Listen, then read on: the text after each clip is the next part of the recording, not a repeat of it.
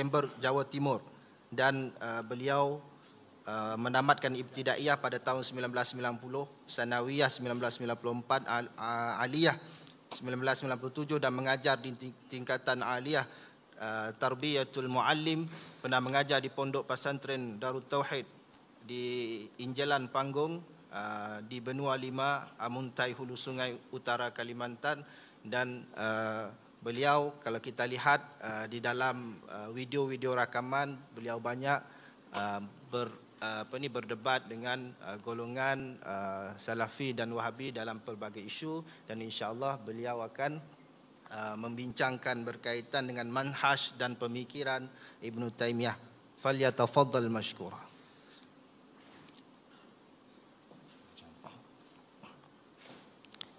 Assalamualaikum warahmatullahi wabarakatuh. Bismillahirrahmanirrahim. Alhamdulillahi rabbil alamin. Wal aqibatu lil muttaqin.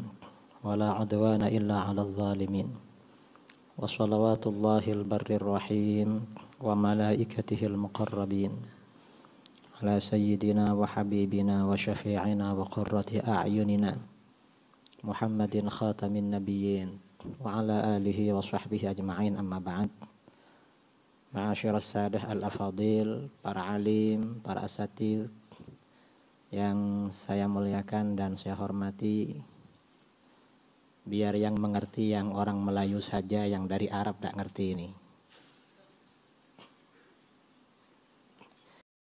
Ada slot ketiga bagian saya, ini hanya disediakan waktu 30 menit. Karena setelah ini Syekh Sa'id Fudah ingin segera mengganti. Saya berbicara tentang Syekh Ibnu Taimiyah tidak dari pujian orang-orang yang cinta pada beliau, juga tidak dari celaan orang-orang yang benci. Karena kata Az-Zahabi di dalam kitabnya, kitab Zaghalul Ilm wa Talab, orang yang cinta itu biasanya terlalu melebih-lebihkan, dan orang yang membenci juga melebih-lebihkan. Yang ingin saya sampaikan sekarang adalah dari kitab-kitab Syekh Ibnu Taimiyah. Di kitabnya Syekh Ibnu Taimiyah itu sebenarnya yang ada bagaimana. Dan saya ingin berbeza dengan kedua pembicara sebelum saya. Tadi Profesor Dr. Datuk Fathur Rahman, juga Ustadz Asri, dalam bercakap itu cepat sekali. Saya ingin pelan-pelan biar peserta ini ada perubahan begitu. Karena tadi Ustadz Asri ini kencang sekali di dalam, laju sekali bicaranya, kalimat per kalimat cepat sekali. Saya ingin berbicara pelan-pelan biar berbeda. Nah, kita sekarang berbicara tentang Ibnu Taimiyah. Mengapa Ibnu Taimiyah ini kita bicarakan? Karena Ibnu Taimiyah itu berbeda. Orang tuh biasanya senang membicarakan sesuatu yang berbeda. Kalau sudah sama tidak perlu dibicarakan. Makanya munculnya mazhab-mazhab fiqh di dalam Islam karena ada ijtihad-ijtihad berbeda di dalam fiqh. Munculnya ilmu al-firaq wal milal wan nihal itu juga karena adanya fikroh-fikroh berbeda di dalam akidah. Dan yang dibicarakan adalah perbedaannya. Nah, Ibnu Taimiyah itu sebenarnya bagaimana? Next ya. Tadi Ibnu Taimiyah ini sudah dibicarakan, namanya siapa, kemudian gelarnya yang diberikan oleh orang yang cinta kepada beliau. Al-Imam, Syekhul Islam, Al-Hafidz, Al-Mujtahid, Az-Zahid dan lain sebagainya. Kemudian mazhab fiqhnya Hambali, lahir di Harran ya. Kemudian wafat di penjara tahun 728. Next. Nah, akidah mazhab Hambali. Sebelum kita berbicara tentang Ibnu Taimiyah, kita perlu tahu peta. Ibnu Taimiyah ini posisi pemikirannya di dunia Islam itu sebenarnya bagaimana? Next. Nah, terus. Jadi dalam peta pemikiran Islam, seluruh Malikiyah, Syafi'iyah, kemudian sepertiga Hanafiyah dan sebagian Hanabilah mengikuti mazhab Asy'ari sejak masa Al-Baqillani. Dan Imam Asy'ari ini memang ulama yang ditarik-tarik oleh seluruh mazhab. Kata ulama Hanafiyah, Imam Asy'ari ini mazhabnya Hanafi. Kata Syafi'iyah, mazhabnya Syafi'i. Kata Hanabilah, mazhabnya Hambali. Kata Malikiyah, mazhabnya Maliki. Mungkin karena hebat. Orang itu kalau hebat banyak yang mengaku biasanya. Itu Imam Asy'ari. Dan karena pengikutnya juga dari semua mazhab. Kemudian next. 2/3 Hanafiyah mengikuti mazhab Maturidi. Next. Sebagian Hanabilah termasuk ahli tafwid dan tidak membicarakan hal-hal mutasyabih. Next. Nah, terus next lagi. Nah, mayoritas Hanabilah dalam perjalanan waktu mengikuti Hasyawiyah Musyabbihah dengan mazhab Salimiyah dan Karramiyah. Hingga Sultan Az-Zahir Bibaris mengangkat Qadhil Qudat dari mazahib arba'ah. Akhirnya Hanabilah banyak berdiskusi dengan Ahlus Sunnah sehingga penyakit bid'ah mereka mulai hilang dan hampir tidak tersisa seorang Hasyawi di antara mereka. Seandainya kaum imigran Harran setelah bencana Baghdad tidak singgah ke Syam, dari imigran itulah lahir Ibnu Taimiyah yang berhasil mengembalikan Hanabilah menjadi Hasyawiyah lagi. Next. Nah, ini kalau kita prosentase ya. Jadi Syafi'iyah ini 100% Asy'ariyah. Kecuali ba'dus syawat, sebagian orang yang syad yang la yu'tabar fi Syafi'iyah. Juga Malikiyah 100% itu Asy'ariyah. Kecuali orang-orang yang syad seperti tadi Ustadz Sobri menyebutkan namanya Ibnu Khuwais Mandad. Ibnu Khuwais Mandad itu ulama yang bermazhab Maliki, tetapi di kalangan Malikiyah fatwa-fatwanya tidak dianggap ulama yang muktabar karena termasuk syad. Di setiap mazhab itu ada tokoh-tokoh yang syad. Dan tokoh-tokoh yang syad itu tidak bisa dijadikan keputusannya dijadikan hakim untuk menghakimi satu mazhab secara keseluruhan. Misalnya Ibnu Khuwais Mandad dianggap sebagai wakil dari mazhab Maliki. Karena mayoriti Maliki itu mazhabnya Asy'ariyah.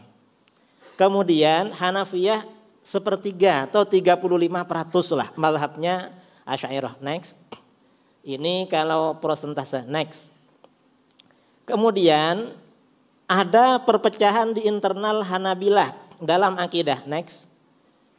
Nah, ini berangkat dari apa yang dikatakan oleh Imam Abu Hafs bin Syahin.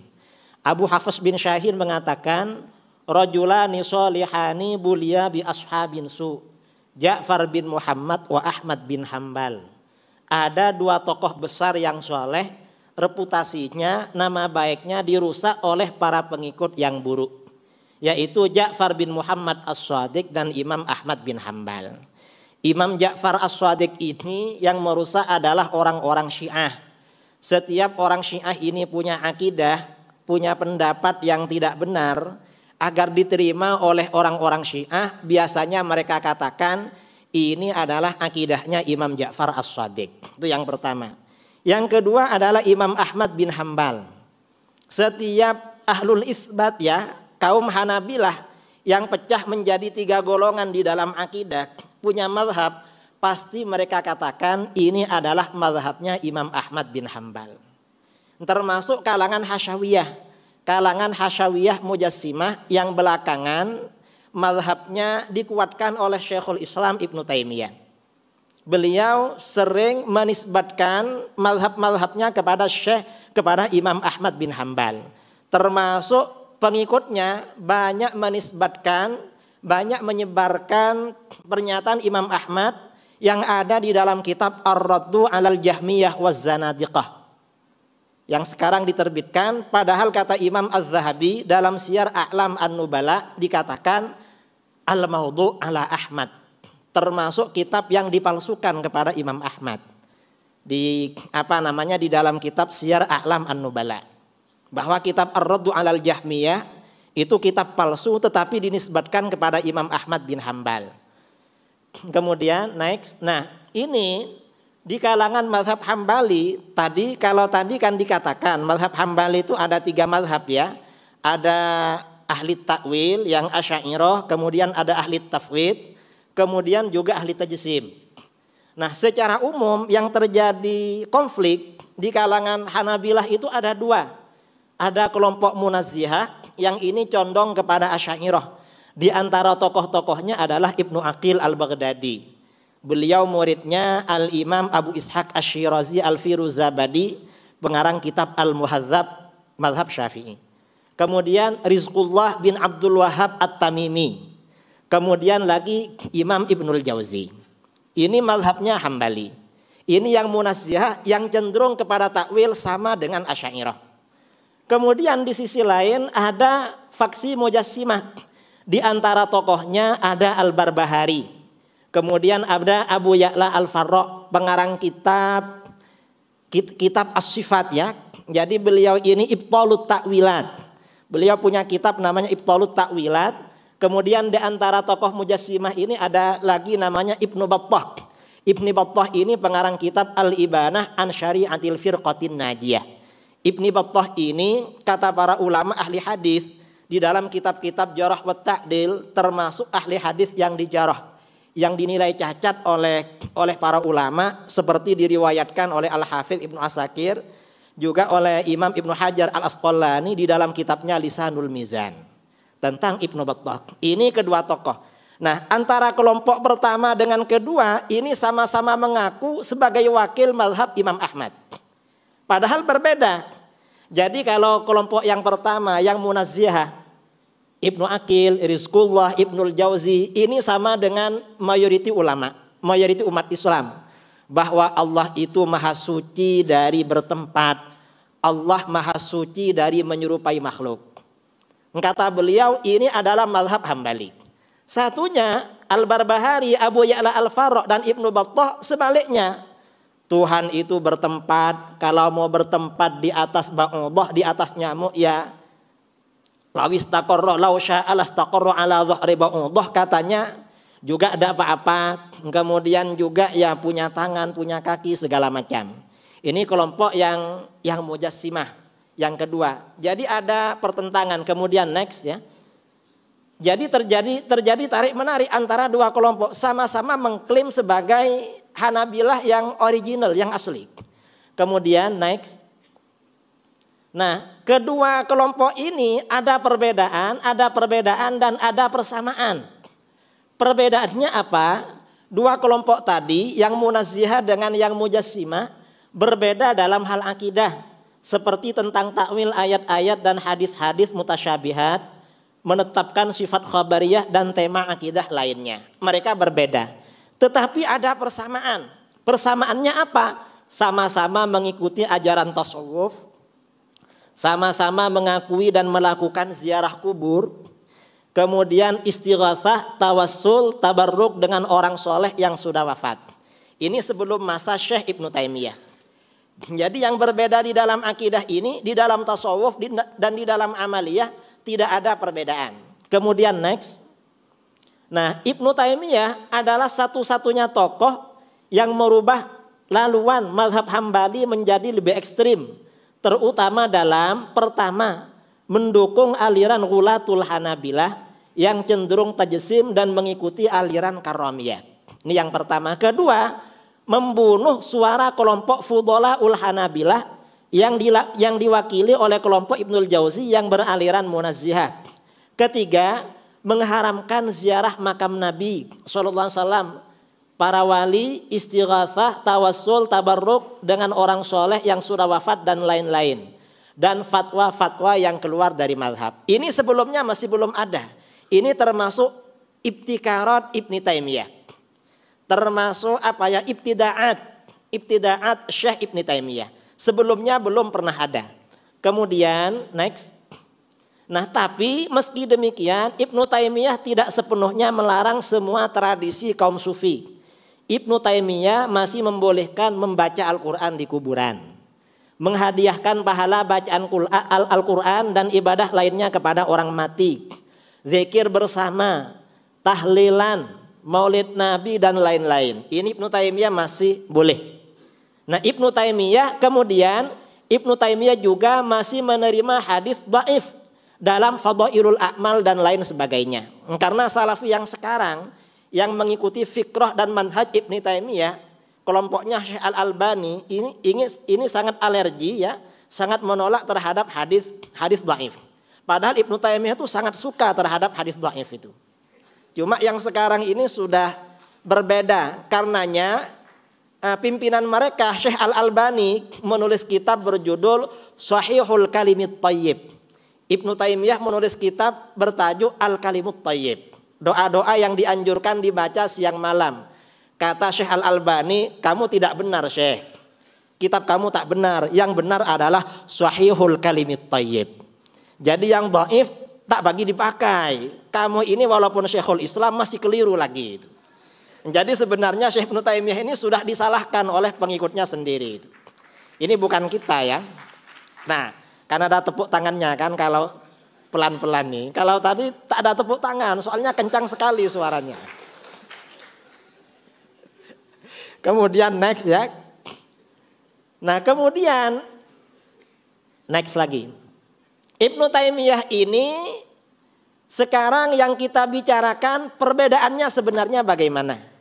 Ini Al-Imam Al-Hafidh Waliyuddin Al-Iraqi di dalam kitabnya Al-Ajwibah Al-Mardiyah Alal As'ilatil Makkiyah, beliau mengatakan ilmuhu ay Ibnu Taimiyah akbaru min aqli.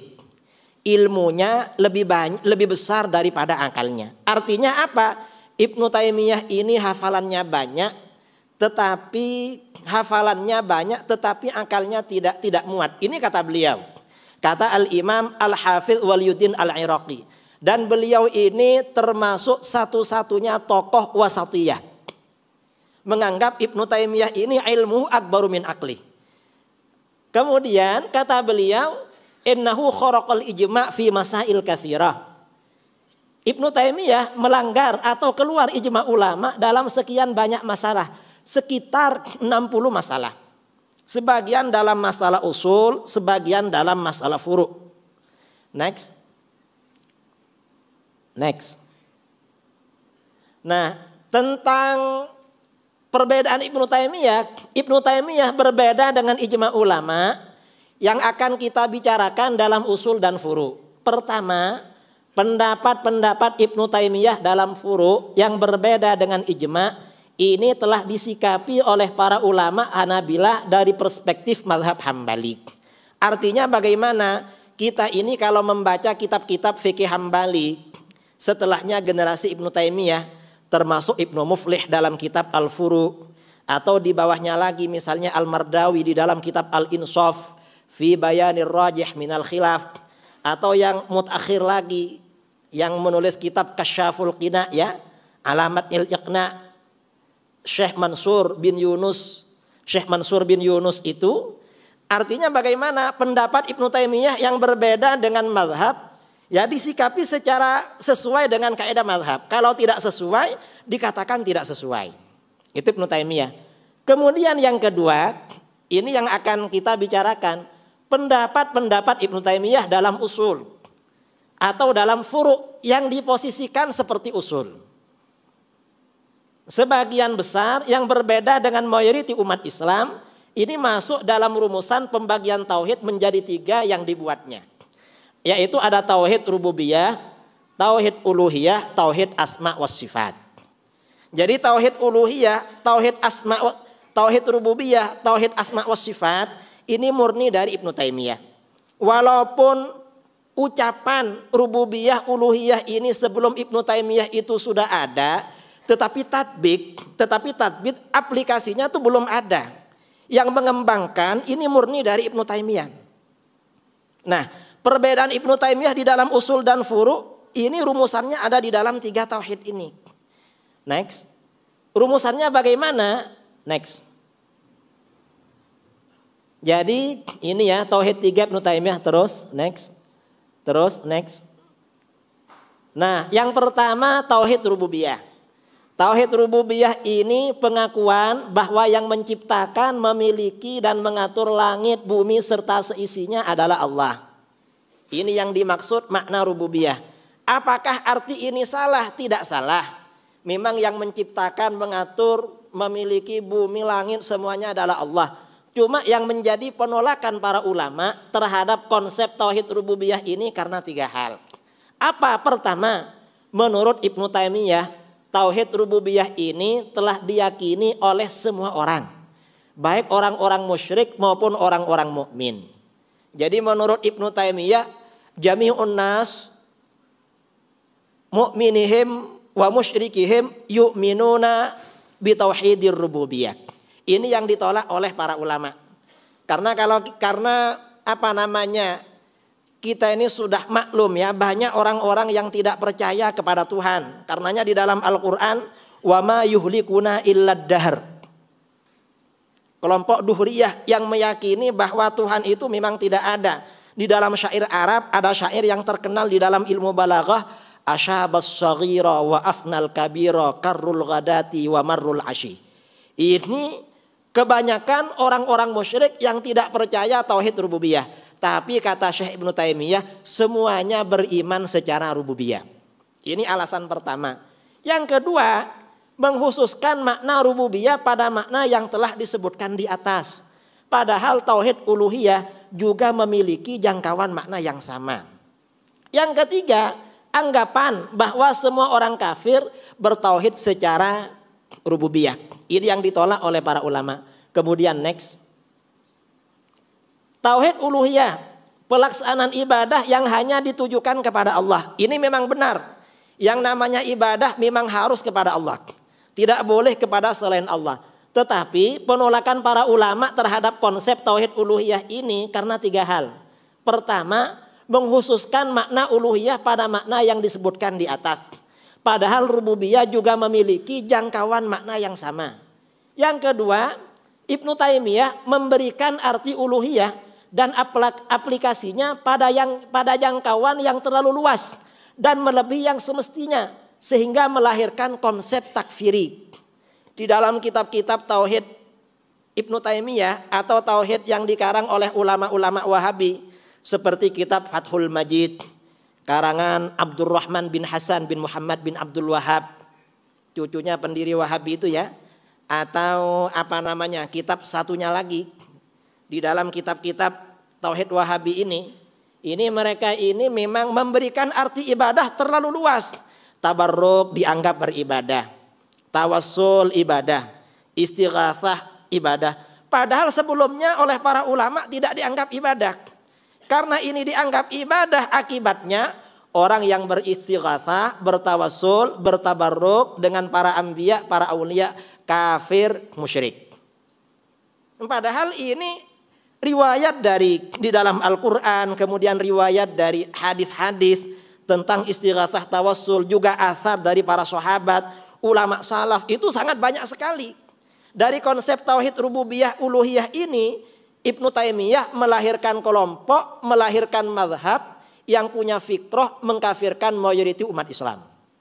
Walaupun secara tidak langsung tetapi secara lazimul mazhab takfir kepada para sahabat. Karena para sahabat itu yang mengajarkan istighatsah, tawassul, tabarruk. Alasannya melanggar tauhid uluhiyah. Ini yang kedua. Yang ketiga, belum next. Kok next duluan ini? Ya gini ini kalau dengarkan, yang tukang next dengarkan saya. Ibnu Taimiyah menegaskan bahwa para nabi diutus hanyalah untuk menyebarkan tauhid uluhiyah saja. Karena tauhid rububiyah telah diyakini oleh semua manusia. Ini kata Ibnu Taimiyah.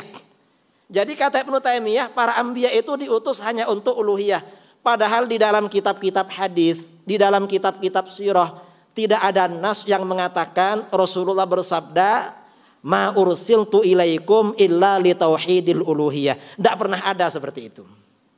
Cuma di dalam kitab-kitab Ibnu Taimiyah, karena ghulu ya, Ibnu Taimiyah ini kalau punya pendapat biasanya ghulu, berlebih-lebihan. Karenanya kalau Ustadz Sobri mengatakan Ibnu Taimiyah ini raidul wasatiyah, kalau saya sebaliknya raidul ghulu wat tatarruf. Itu kalau menurut saya Ustadz ya. Raidul ghulu wat tatarruf fil aqidah wal manhaj wal fikrah. Itu menurut saya, bukan cuma 2 tapi 3. Karena beliau ini memang benar-benar ghulu. Kemudian next. Nah, ketiga, tauhid asma was sifat, yaitu menetapkan hakikat nama-nama dan sifat-sifat Allah yang terdapat dalam Al-Quran dan Sunnah sesuai dengan arti zahirnya yang telah dikenal di kalangan manusia. Nah, penolakan para ulama terhadap konsep tauhid asma wa sifat ini karena 2 hal. Pertama, konsep tersebut berpotensi menolak tafwid dan takwil yang telah berlangsung sejak generasi salaf. Ini yang pertama. Karena Ibnu Taimiyah ini sangat menolak takwil dan tafwid. Yang kedua, konsep tersebut melahirkan konsep tajsim dan tasybih di dalam akidah. Karena zawahir ini. Jadi konsep tajsim dan tasybih ini lahirnya dari tauhid asma wa sifat. Next. Nah, ini jadi dalam pembagian tersebut. Next. Terus ya, karena ini waktu bagi saya 30 menit loh. Ini sudah hampir selesai ini. Terus. Biar nanti terus lagi. Nah, ini ya di antara dalil-dalil para ulama menolak tauhid rububiyah uluhiyah. Di dalam Al-Quran Allah berfirman, Tallahi in kunna lafi dhalalim mubin, idh nusawwikum birabbil alamin. Demi Allah, sungguh kita dahulu di dunia dalam kesesatan yang nyata, karena kita mempersamakan kamu dengan Tuhan, Rabb semesta alam. Ayat tersebut menceritakan tentang penyesalan orang-orang kafir di akhirat dan pengakuan mereka yang tidak mengakui tauhid rububiyah. Karena idz nusawwikum birabbil alamin. Jadi orang-orang kafir besok di akhirat mengakui kalau mereka tidak bertauhid rububiyah dengan menjadikan berhala-berhala sebagai Rabb, arbab, Tuhan semesta alam. Padahal menurut Ibnu Taimiyah, orang-orang musyrik meyakini terhadap tauhid rububiyah. Mereka cuma kafir kepada uluhiyah. Mestinya kalau orang musyrik ini kafirnya uluhiyah saja, ayat Al-Quran ini tidak menggunakan ibarat idz nusawwikum birabbil alamin. Mestinya idz nusawwikum biilahil alamin. Mestinya begitu. Tapi ternyata Al-Quran kan tidak itu. Nah, ini manhaj yang wasatiyah yang diikuti oleh para ulama. Jadi kaidah-kaidah akidah di dalam Al-Quran diistiqra, disesuaikan dengan Al-Quran, dengan nusus Al-Quran itu. Kemudian berikutnya next ya. Ini sama ya, ayat-ayat Al-Quran. Al-Baqarah ayat 21, Al-Baqarah 258, An-Nisa ayat 1, Al-Maidah 112, Al-An'am ayat 1, dan banyak ayat yang lain bertentangan dengan tauhid rububiyah uluhiyah. Karenanya Ibnu Taimiyah yang mengakui, yang menyebarkan tauhid rububiyah uluhiyah ini tidak diterima oleh para ulama. Mayoriti ulama tidak menerima. Mengapa? Tidak sesuai dengan Al-Quran. Jangan dikira mayoriti ulama qadil qudat pada masa beliau yang memfatwakan Ibnu Taimiyah ini masuk penjara. Jangan dikira mereka salah. Mereka ini hafal Al-Quran, hafal hadis, menguasai terhadap qawaid. Dalilnya banyak sekali. Jadi bukan mereka ini karena apa namanya? Karena akron, karena dendam atau benci, sama sekali tidak. Tapi karena memang berbeda. Ibnu Taimiyah ini di dalam fikrah dan manhajnya memang berbeda. Next. Kemudian hadis ya, hadis Nabi yang menolak tauhid rububiyah uluhiyah. Jadi besok orang itu di alam kubur, di dalam hadis riwayat Muslim, dalam riwayat Muslim dari Al-Bara bin Azib anin Nabi sallallahu alaihi wasallam, qal yuthabbitullahu alladhina amanu bil qawli tsabit, qal nazalat fi adzabil qabr fayuqalu lah man rabbuk fayaqul rabbiyallah wa nabiyyi Muhammad sallallahu alaihi wasallam. Jadi besok di alam kubur pertanyaan dari malaikat Mungkar Nakir kepada orang mukmin, man rabbuka. Cuma itu. Jadi pertanyaannya cuma tauhid rububiyah. Mengapa tauhid uluhiyah tidak ditanya? Karena tauhid uluhiyah dan rububiyah itu sudah talazum, satu kesatuan dengan rububiyah. Seandainya tauhid rububiyah itu tak cukup, masih perlu tauhid uluhiyah, pasti pertanyaan malaikat ada 2. Marrabbuka wa man ilahuka. Pasti ada pertanyaan begitu. Ternyata pertanyaan itu tak ada. Dan seandainya pertanyaan ini hanya rububiyah, pastinya orang kafir masuk surga semua.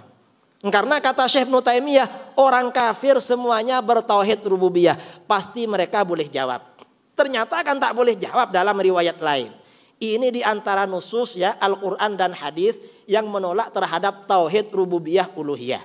Next. Nah ini ya pengaruh tauhid rububiyah uluhiyah. Istighatsah syirik, tawassul syirik, tabarruk syirik, berdoa di kuburan syirik, bermazhab syirik, sebagian sahabat syirik, azimat tangkal syirik, mayoriti umat Islam syirik, meneliti asar, tatabbu'ul asar, tatabbu' asaril anbiya syirik dan bid'ah. Ini gara-gara tauhid uluhiyah. Kemudian tauhid asma wa sifat. Next. Nah ini ya pengaruh tauhid rububiyah uluhiyah. Abu Jahal dan Abu Lahab lebih bertauhid daripada umat Islam yang bertawassul. In dalam kitab Kaifa Nafhamut Tauhid karangan ulama Wahabi di Saudi Arabia, Muhammad bin Ahmad Bashmil, halaman 16, ada bab tauhidu Abi Jahal wa Abi Lahab. Jadi Abu Jahal dan Abu Lahab ini perlu dibela. Abu Jahal wa Abu Lahab wa man ala dinihim minal musyrikin kanu yu'minuna billah wa yuwahhidunahu fir rububiyyah khaliqan wa raziqan muhyan wa mumitan ila akhirih. Entah ada di hadis mana itu. Kira-kira kalau dicari di kitab hadis ada apa enggak seperti itu. Mungkin kalau ada di kitab Google mungkin. Kemudian ajibun wa gharib ayyakuna Abu Jahlin wa Abu Lahab aktsara tauhidan lillah wa akhlasa imanan bihi minal muslimin alladzina tawassaluna bil auliya was salihin wa yastashfi'una bihim ilallah. Sungguh mengherankan dan sungguh aneh, ternyata Abu Jahal dan Abu Lahab lebih mantap tauhidnya dan lebih bersih imannya daripada umat Islam yang bertawassul. Ini diantara tanda wasatiyahnya pengikut Syekh Ibnu Taimiyah. Umat Islam, Abu Jahal dan Abu Lahab lebih bersih tauhidnya, lebih mantap imannya daripada umat Islam. Ini termasuk asar pengaruh daripada wasatiyahnya Syekh Ibnu Taimiyah. Kemudian next. Lalu tauhid asma wa sifat. Mengapa Syekh Ibnu Taimiyah membuat tauhid asma wa sifat? Di dalam Al-Quran dan Sunnah terdapat nusus mutasyabihat berkaitan dengan zat Allah. Nah, mayoriti umat Islam sejak generasi salaf melakukan pendekatan tafwid dan takwil terhadap nusus mutasyabihat tersebut karena bertujuan tanzih, menyucikan Allah dari menyerupai makhluk dan menyucikan Allah dari memerlukan tempat. Ibnu Taimiyah yang mengikuti aliran Mujassimah Karramiyah jelas menolak takwil dan mengartikan nusus tersebut secara literal atau zahir. Nah, Ibnu Taimiyah membuat tauhid asma wa sifat sebagai naungan ideologi untuk membenarkan pendapatnya yang anti takwil dan mengartikan nusus tersebut secara zahir. Dengan tauhid asma wa sifat, Ibnu Taimiyah juga menyesatkan mayoriti umat Islam yang melakukan takwil dan tafwid. Bahkan kata Ibnu Taimiyah, tafwid itu termasuk min syarri aqwali ahlil bidah. Jadi termasuk perkataan ahli bid'ah yang paling buruk adalah tafwid. Padahal gurunya Ibnu Taimiyah, Imam Ibnu Qudamah Al-Maqdisi tafwid. Hanabilah yang tafwid banyak sekali. Jadi Hanabilah sendiri oleh Ibnu Taimiyah banyak sekali yang dibid'ahkan itu. Gara-gara tauhid asma wa sifat. Next. Nah, ini pengaruh tauhid uluhiyah ya. Oh, ini keliru ini, tauhid asma wa sifat. Jangan dulu, itu cuma salah tulis kok. Jadi Allah bertempat di arasy dan berarak. Ini tauhid asma wa sifat. Perkara baru menetap pada zat Allah. Ini tauhid asma wa sifat. Kalam Allah dengan suara dan huruf. Zat Allah berupa jisim. Zat Allah bergerak dan berpindah. Zat Allah terbatas atau terhad. Allah duduk-duduk. Zat Allah seperti seorang pemuda yang tidak berjenggot tingginya 30 meter. Ini tauhid asma wa sifat dalam sebagian kitabnya Syekh Ibnu Taimiyah. Next. Nah, ini manhaj Ibnu Taimiyah di dalam berfatwa. Karena Ibnu Taimiyah ini orangnya suka marah. Fi hiddah, kata murid-muridnya memang orangnya keras. Karena orangnya keras, maka di dalam tulisan-tulisannya juga keras. Di dalam fatwa-fatwanya juga hiddah, keras. Next. Ini ya, Ibnu Taimiyah ini manhaj fatwa beliau klaim bahwa pendapatnya sendiri adalah ijma ulama salaf dan ahli hadis. Dan yang bercerita kalau itu ijma cuma beliau. Padahal mayoritas ahli hadis tak sama dengan beliau. Ini kalau kita teliti di dalam kitab-kitab ahli hadis. Yang kedua, mengingkari ijma ulama ketika berbeda dengan pendapatnya. Jadi kalau tadi ya di dalam kertas kerjanya Ustadz Asri, dan saya memang baca di Maktabah Syamilah, saya juga punya kitabnya Ibnu Taimiyah, saya juga punya fatwanya Syekh bin Baz 30 jilid, saya juga punya kitabnya Syekh Utsaimin, saya juga punya, saya sudah baca semua. Kitabnya Syekh Al-Albani berpuluh-puluh jilid, saya juga sudah baca semua. Ini apa namanya? Ibnu Taimiyah ini tadi dikatakan Ibnu Taimiyah ini katanya di dalam akidah mengikuti Al-Quran, sunnah, ijma. Itu ijma yang sesuai dengan beliau.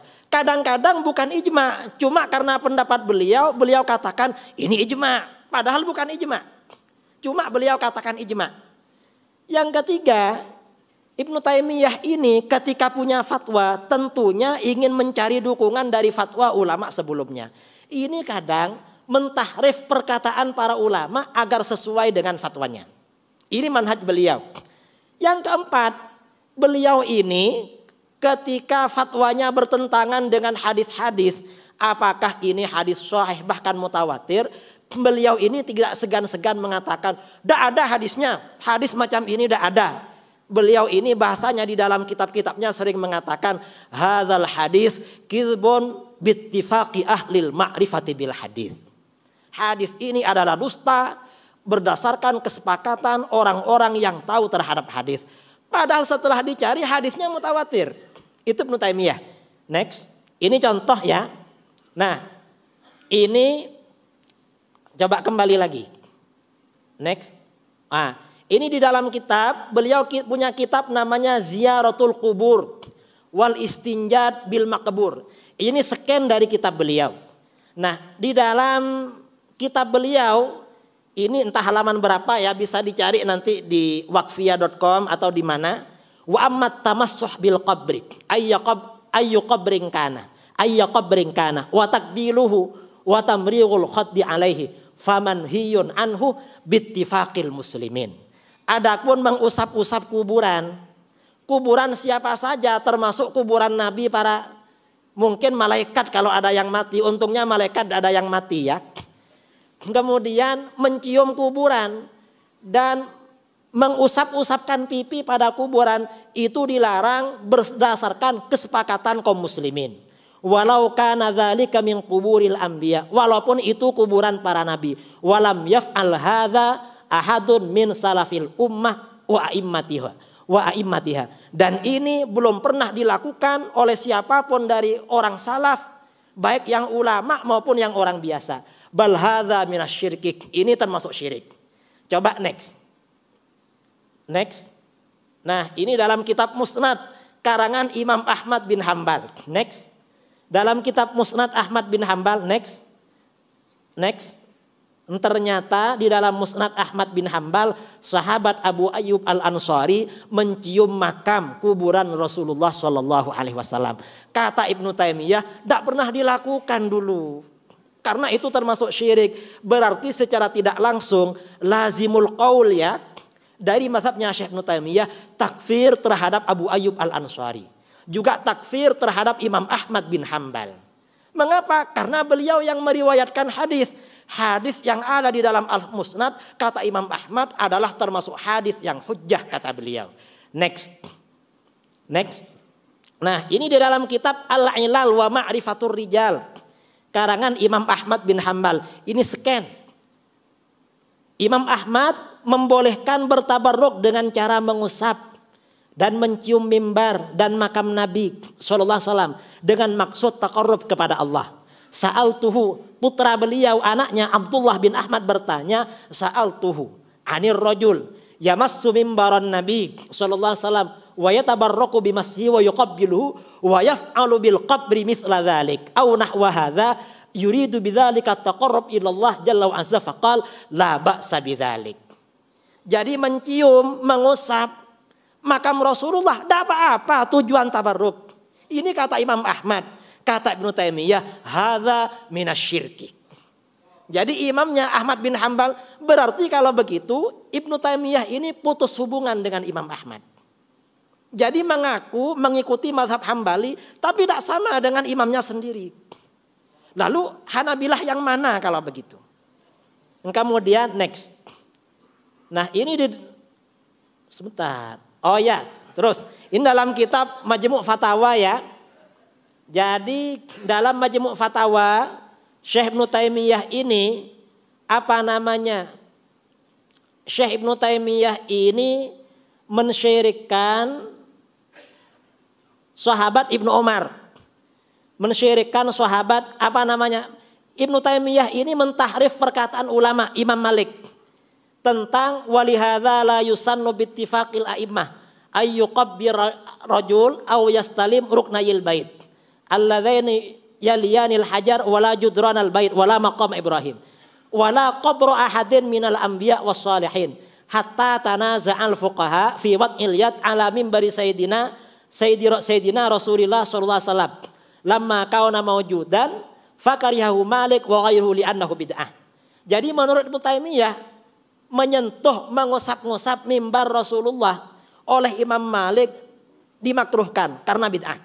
Ini kata Ibnu Taimiyah. Ternyata apa namanya? Coba next. Ternyata setelah kita cek ya fatwanya Imam Malik. Imam Malik ini ternyata tidak memakruhkan membasuh mimbar. Yang dimakruhkan apa? Imam Malik diriwayatkan oleh murid-muridnya. Ketika apa namanya lima lam taktub an Atha. Mengapa tuan guru tidak mencatat hadis dari Imam Atha? Kata beliau, aradtu an akhudha anhu wa aradtu an anzura ila samtihi wa amrihi fattaba'tu hatta ata mimbaran Nabi SAW famasahal ghasyiyah wa darajah as-sufla yakni fil mimbar falam aktub anhu idzak li'annahu min fi'lil ammah wa darajatus sufla wal ghasyiyah syai'un aslahahu banu Umayyah. Falamma ra'aitu la yufarriq baina mimbarin Nabi sallallahu alaihi wasallam wa ghairihi wa yaf'alu fi'lal ammah taraktuhu. Ini ditahrif oleh Ibnu Taimiyah. Artinya apa? Imam Malik itu protes kepada Imam Atha, menolak kepada Imam Atha karena mimbar yang disentuh oleh Imam Atha itu bukan mimbar yang dari Nabi, tapi mimbar yang tambahan islah perbaikan dari Banu Umayyah. Karena Imam Atha ini tidak bisa membedakan mana mimbar yang asli dengan yang baru, Imam Malik tidak menerima dari beliau. Oleh Ibnu Taimiyah fatwa ini dirubah, ditahrif. Imam Malik memakruhkan mengusap mimbar. Karena itu beliau tak mau terima hadis dari Imam Atha. Padahal bukan begitu. Karena Imam Atha kurang teliti terhadap mimbar. Kemudian next. Dalam Minhaj As-Sunnah An-Nabawiyah ya, menolak hadis mutawatir tentang hadis taktulukal fi'atul baghiyah. Hadis Ammar wayah Ammar taktulukal fi'atul baghiyah. Ibnu Taimiyah mengatakan ha huna linnas aqwal minhum man qadaha fi hadis Ammar. Sebagian ulama ada yang mencela, artinya tidak mensahihkan hadisnya Ammar. Fa ba'dhum dha'afahu. Sebagian menganggap dhaif. Next. Ternyata hadis tentang Ammar bin Yasir ini hadis mutawatir. Jadi Al-Khosaisul Kubra ya, bahwa hadis ini mutawatir, ini ditetapkan oleh Al-Hafidz As-Suyuti dalam Khosaisul Kubra, Murtadha Az-Zabadi dalam Luqatul La'ali, Al-Munawi dalam Syarah Al-Jami, Ibnu Abdil Bar ya, yang tadi sering dikutip oleh Ustaz Sobri dalam kitab At-Tamhid, mengatakan bahwa hadis Ammar itu hadis mutawatir. Ibnu Hajar dalam Syarah Bukhari juga mengatakan sangat mutawatir. Ternyata Ibnu Taimiyah mengatakan itu hadis yang tidak sahih itu. Next. Ibnu Taimiyah ini tentang berdoa di makam Nabi. Next. Jadi kata Ibnu Taimiyah, berdoa di makam Nabi itu bid'ah dan tidak dilakukan oleh para sahabat. Orang ketika ziarah ke makam Rasulullah tidak boleh menghadap makam ketika berdoa, harus menghadap kiblat. Mengapa? Kata Ibnu Taimiyah, karena ini bid'ah belum pernah dilakukan oleh para sahabat dan ini yang diikuti oleh pemerintahan Saudi Arabia. Karenanya kalau kita haji atau umroh sampai di depan makam mau berdoa pasti oleh polis, oleh askar dimarahi. Pergi, disuruh pergi.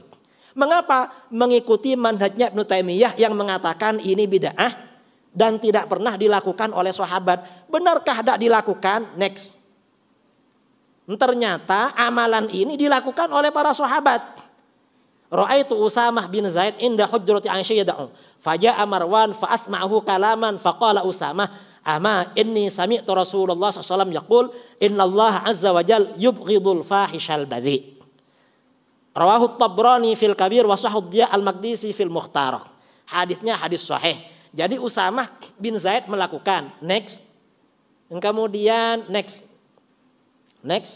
Nah, ini dalam kitab Al-Bidayah wan Nihayah ya.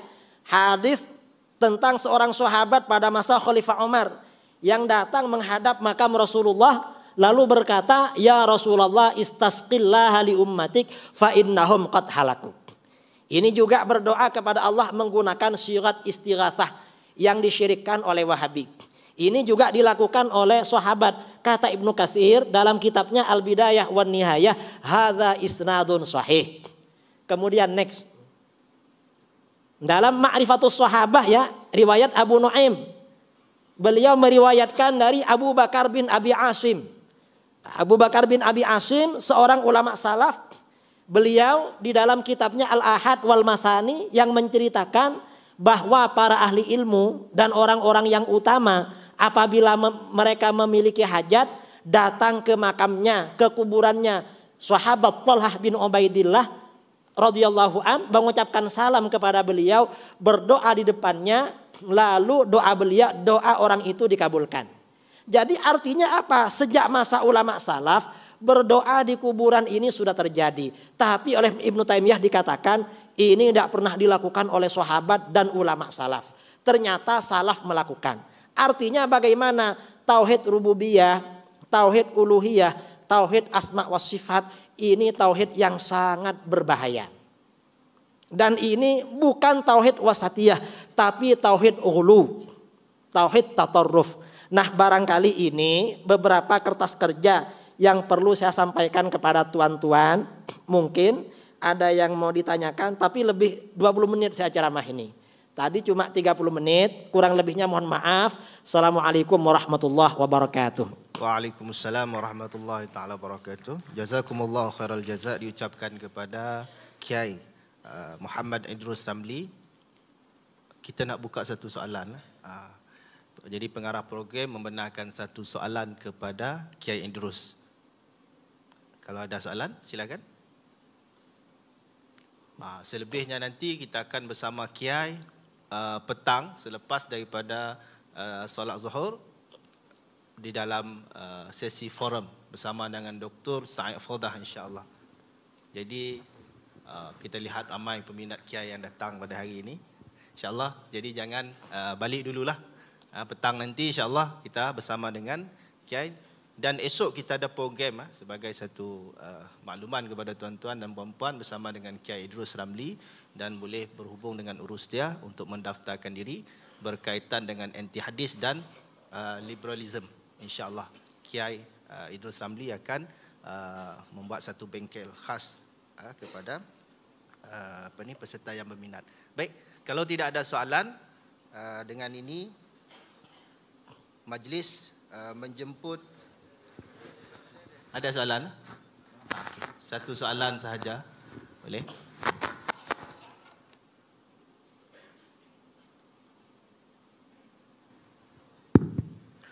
Bismillahirrahmanirrahim. Assalamualaikum warahmatullahi wabarakatuh. Assalamualaikum warahmatullahi wabarakatuh. Jazakumullah khair jazak kepada Kiai Idrus Ramli atas pembentangan beliau.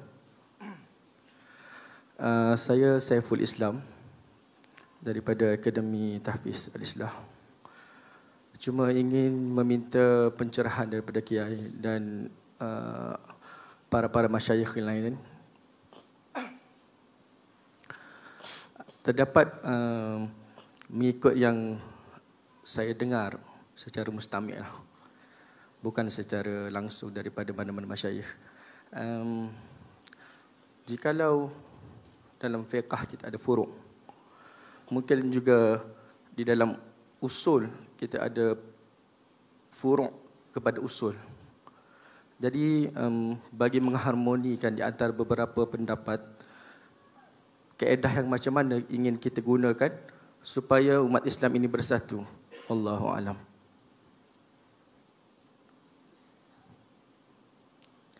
Jadi kalau umat Islam ini bersatu di dalam mazhab maksudnya. Kalau bersatu dalam mazhab tak mungkin. Karena ini memang sudah nasib umat Islam berpecah belah.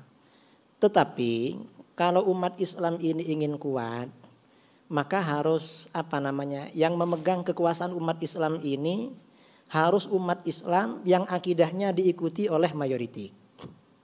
Karenanya ketika Utsmaniyah dulu berkuasa, mereka mazhabnya Maturidiyah Asy'ariyah, umat Islam ini kuat. Tapi ketika umat Islam ini mulai lemah, ini kan bersamaan dengan kemunculannya faham Wahabi. Sekarang ini kan ada dua faham yang merusak tatanan persatuan umat Islam. Yang pertama adalah Syiah. Syiah ini pusatnya di Iran. Yang kedua adalah Wahabi di Saudi Arabia. Kan dua kelompok ini yang yang bertengkar, yang bikin gaduh di mana-mana. Insya Allah kalau kita ini bersatu di dalam mazhab, artinya ya Ahlus Sunnah wal Jamaah, Ahlu Tanzih. Kalau Ahlu Tanzih ini menang, insya Allah umat Islam ini berjaya. Tapi kalau Ahlu Tanzih ini tidak kuat, tidak menang, tidak berjaya. Kalau kita ini misalnya bersatu, seluruh umat Islam bersatu, ya saya kira memang tidak bisa. Karena ini banyak kejadian di Indonesia. Di Indonesia itu sahabat-sahabat saya, saudara-saudara saya dari kelompok Salafi Wahabi, dari Salafi, sering mengajak kita bersatu. Bersatu untuk apa? Melawan Syiah dan liberal. Akhirnya kita gabung dengan mereka. Tapi setelah kita bersatu dengan mereka, mereka ini mengajak jamaah kita ikut Wahabi. Kita ini mengambil kesempatan pula, karenanya ya kita ini juga perlu berhati-hati. Ini beberapa kali. Saya ini di Indonesia, kawan-kawan yang Wahabi itu juga di satu sisi memang tidak suka pada saya. Karena saya ini sering menyampaikan anti Wahabi. Tapi di sisi lain mereka suka pada saya. Mengapa? Karena saya anti Syiah katanya. Dan beberapa kali waktu mau munazarah jidal dengan Syiah, kawan-kawan Wahabi jemput saya untuk lawan Syiah. Minta tolong saya karena mereka takut pula sama Syiah itu. Kalau Asy'ariyah ini kan kuat. Mengapa? Karena Asy'ariyah ini kan ahlul kalam. Ahlul kalam itu pandai bicara memang. Jadi kalau Asy'ariyah ini kalau diajak bicara ya pasti pinter, namanya ahlul kalam. Kalau udah ahlul kalam enggak bisa berbicara itu. Jadi itu. Ada lagi ya, saya kira cukup ya. Baik, saya cukup. Cukup. Kalau cukup dari saya, wal afu minkum. Assalamualaikum warahmatullahi wabarakatuh. Waalaikumsalam warahmatullahi taala wabarakatuh. Sebagai tanda penghargaan dijemput yang berbahagia Profesor Jamil Hashim, Pengurus Besar Pentadbiran IKSIM, untuk naik ke pentas menyampaikan cenderahati kepada Kiai Idrus Ramli. Silakan.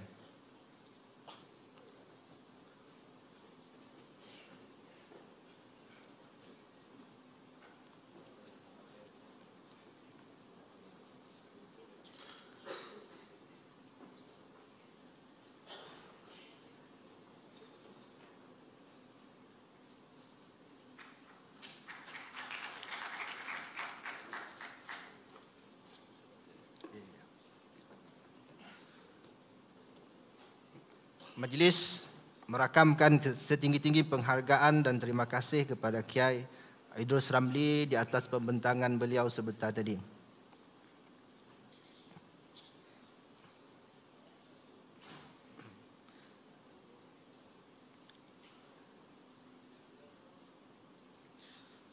طيب والآن وصلنا إلى الفرصة السعيدة في هذا اليوم لنستمع إلى الكلمة الرئيسية